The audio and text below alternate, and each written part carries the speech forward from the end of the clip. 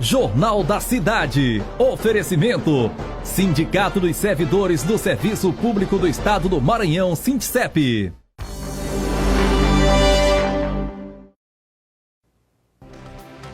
Segunda-feira, 4 de novembro de 2019. Vamos aos destaques de hoje do JC.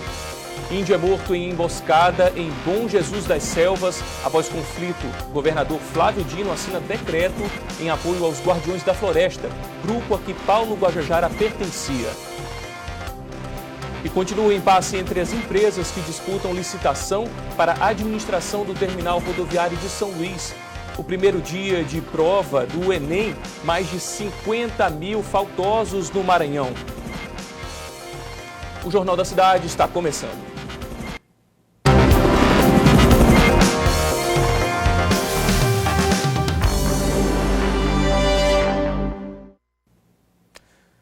Olá, boa noite.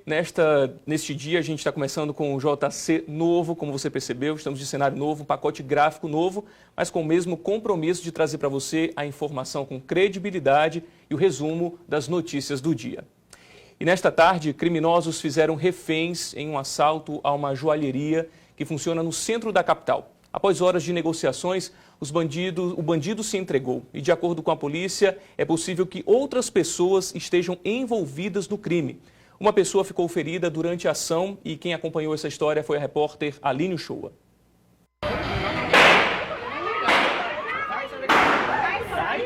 Depois dos tiros, o tumulto começou. Segundo informações da polícia, um casal entrou nesse edifício na Rua da Paz e foi direto para o espaço onde se compra ouro para fazer alianças e anéis de formatura. Lá, o casal anunciou o assalto. O seu José, que trabalha bem na frente, contou o que viu. O que aconteceu foi um casal, Um casal de assaltantes chegaram, como não queria nada, como se fosse cliente, se passaram como cliente. Eu acho que quando o rapaz lá destravou a porta, porque lá ela trava. Aí ele anunciou o assalto, mas deu tempo só da mulher correr. Aí foi a hora que os guardas chegaram e aconteceu o tiroteio. Foi baleado. O irmão, o evangélico. Não, ele era evangélico, o irmão, porque eu também sou evangélico. O dono da loja acabou sendo liberado pelo criminoso depois que passou mal. Foi atendido pela equipe do SAMU. A esposa do criminoso fugiu e no local ficou como refém a esposa do dono da loja junto com o assaltante. Depois de mais de meia hora negociando com a polícia, o criminoso, identificado como Cleiton, se entregou. E a gente fala agora da morte do índio Paulo Paulino Guajajara, que ganhou destaque internacional nesta segunda-feira.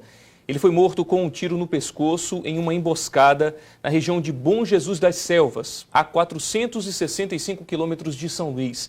O madeireiro também morreu no confronto. E a gente fala agora de problemas da comunidade. Hoje o dia começou com manifestação na BR-135. Moradores de comunidades que ficam na zona rural de São Luís pediam melhorias em diversas áreas. Enquanto bloqueavam a pista, um longo engarrafamento se formou. E a nossa produção tentou contato com a Prefeitura de São Luís e com o governo do estado, mas nós não tivemos retorno. E no próximo bloco, continua o impasse entre empresas que disputam a licitação para a administração do terminal rodoviário da capital. O JC volta em instantes.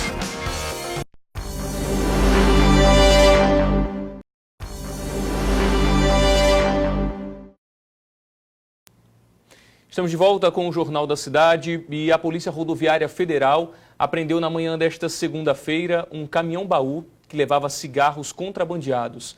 A carga estava escondida por trás de engradados plásticos. A apreensão aconteceu no quilômetro 10 da BR-135, aqui na capital. Eram 70 mil pacotes de cigarros avaliados em 3,5 milhões de reais. Os dois motoristas, um de 36 anos e outro de 39, foram presos pelos crimes de contrabando e encaminhados à delegacia da Polícia Federal em São Luís. Vamos mudar de assunto?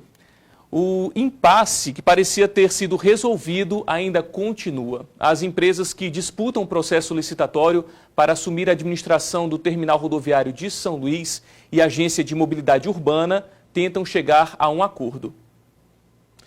O deputado estadual Fernando Pessoa protocolou junto ao Senado um aditivo ao texto de um projeto de lei que prevê algumas condições para o corte de energia, por exemplo. Ele sugere que a suspensão não seja feita às sextas e vésperas de feriados.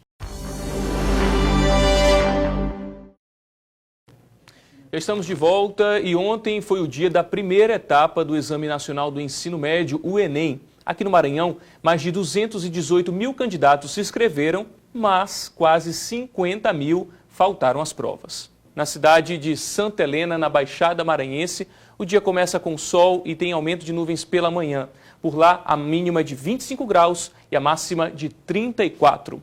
Na cidade de Lago da Pedra, na região do Pindaré, a terça-feira deve ser de sol, mas tem aumento de nuvens e por isso a previsão de pancadas de chuva por lá à tarde e também à noite. A mínima na cidade é de 24 graus e a máxima de 34.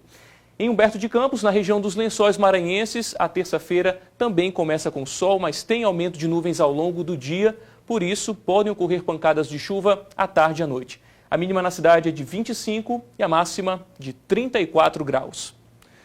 No próximo bloco tem notícias do esporte. A gente volta já.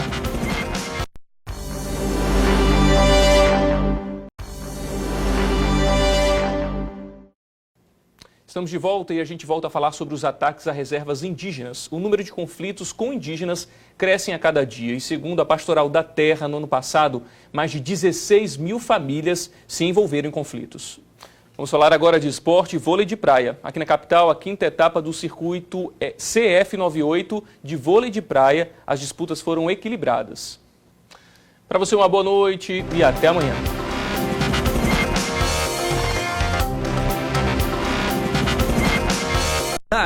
Oferecimento: Sindicato dos Servidores do Serviço Público do Estado do Maranhão, SINTSEP.